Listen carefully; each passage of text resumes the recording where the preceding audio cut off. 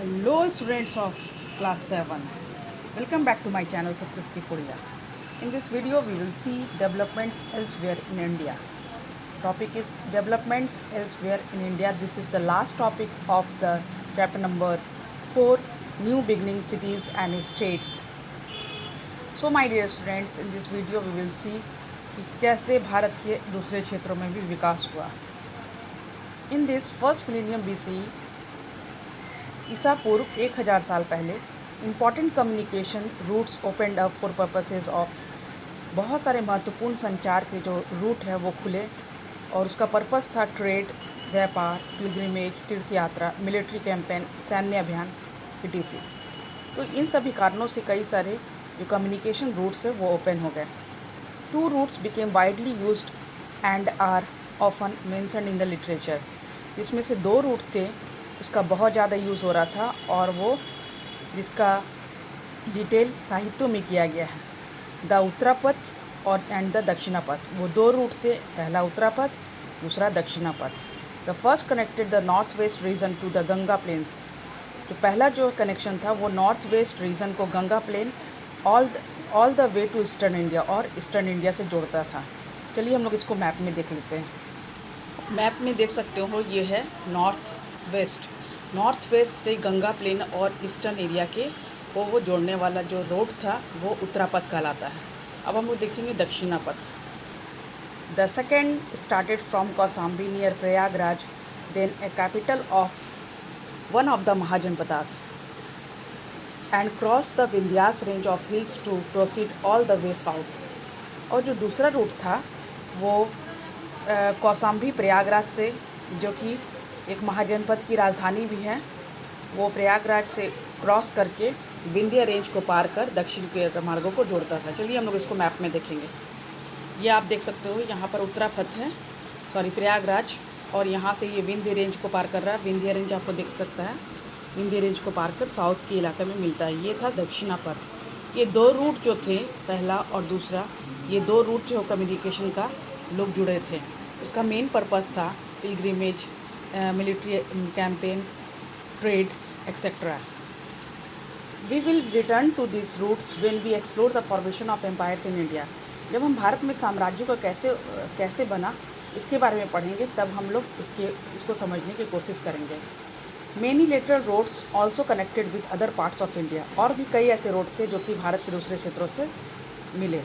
Specially the important port on the west and eastern coasts, खासकर भारत के पूर्वी और पश्चिमी क्षेत्रों में के जो पोर्ट थे वो, which were vibrant centre of trade, जो कि व्यापार का बहुत बड़ा केंद्र था.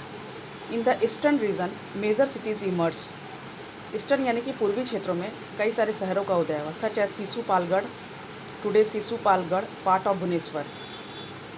पूर्वी क्षेत्रों में बहुत बड़े बड़े शहरों का उदय हुआ, जिसमें शिशुपालगढ़, जो कि अभी का भुवनेश्वर है, उड़ीसा में स्थित है, जो which was the capital of Kalinga region, जो कि कलिंगा रीजन का राजधानी था. And followed a strict square ground plan, जो कि जिसका जो ग्राउंड प्लान था वो स्क्वायर शेप में था, चौकोर था, और विथ इम्पोजिंग फोर्टिफिकेशन, जिसमें मजबूत किलेबंदी की गई थी और चारों ओर चौड़े सड़कें थी. तो इस तरह से कई सारे और सड़कों का विकास हुआ था. In the sub continent southern region, जबकि साउदर्न रीजन की बात करें, ये अभी हम ईस्टर्न की बात कर रहे थे, और उसके पहले वेस्टर्न और ईस्टर्न कोस्ट में से जोड़ने वाली सड़कों के बारे में बात कर रहे थे, जो कि बहुत मेन ट्रेड सेंटर था, क्योंकि यहाँ से व्यापार होता था पोर्ट से. अब हम लोग साउदर्न की बात करें, southern region cities began emerging from about 400 BC. तो साउदर्न रीजन में जो शहरों का उदय है वो 400 ईसा पूर्व 400 साल पहले हुआ था. Although recent excavation claims to find some signs to commercial activities going further back. लेकिन कुछ ऐसे साक्ष्य मिले खुदाई से, इसे सबूत मिले जिससे पता चला है कि 400 BCE के पहले भी कई सारे कॉमर्शियल एक्टिविटीज़ होती थी. Around this time 3 kingdoms emerge. और इस समय मतलब 400 BC के लगभग में 3 राज्यों का उदय हुआ, राज्य, जिसमें थे चोलास, चेरास एंड पांड्यास. इस तरह हम देख रहे हैं कि अलग अलग क्षेत्रों में अलग अलग चीज़ों का कम्युनिकेशन रूट्स का डेवलपमेंट हो रहा था. Apart from archaeological evidence, the most ancient Tamil literature mention those kingdoms and several of their Kings. पुरातात्विक जो साक्ष्य है उसके अलावा कई सारे जो प्राचीन तमिल साहित्य है उसमें कई सारे राज्यों और उसके राजाओं का डिटेल किया गया है। Because the southern region are rich in resources such as precious and semi precious stone, gold and spices. जो दक्षिण भारत था वो कई सारे रिसोर्स में धनी था, जैसे महंगी और थोड़ी कम महंगी पत्थरें, सोना, मसाले। They profitably traded not only with the rest of India but also with kingdom and empires overseas.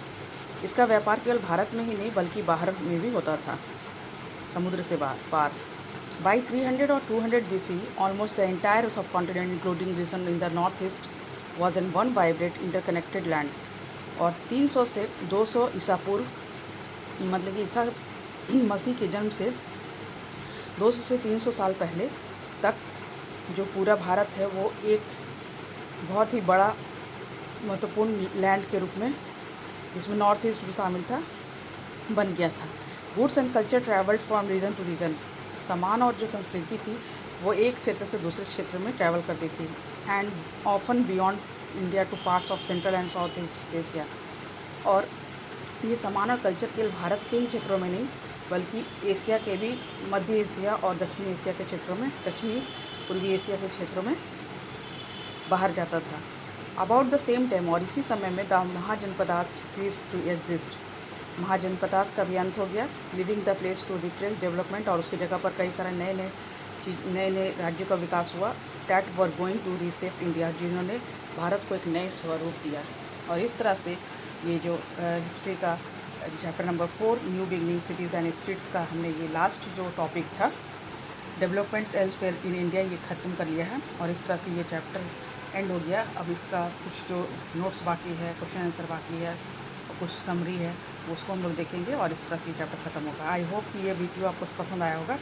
इसमें इस पूरे पैराग्राफ में बस यही बताया गया था कि इंडिया में वैसे तो जनपदास का, जिसको सेकेंड अर्बनाइजेशन भी बोलते हैं, वो डेवलपमेंट हुआ था। उसके पहले फर्स्ट अर्बनाइजेशन आया था, और उस सेकेंड अर्बनाइजेशन के लास्ट में भी कई सारे अलग अलग जो ट्रेड रूट्स है जिनका इम्पोर्टेंस था वो डेवलप हुए थे। उसी के बारे में इस पैराग्राफ में बताया गया है। Thank you.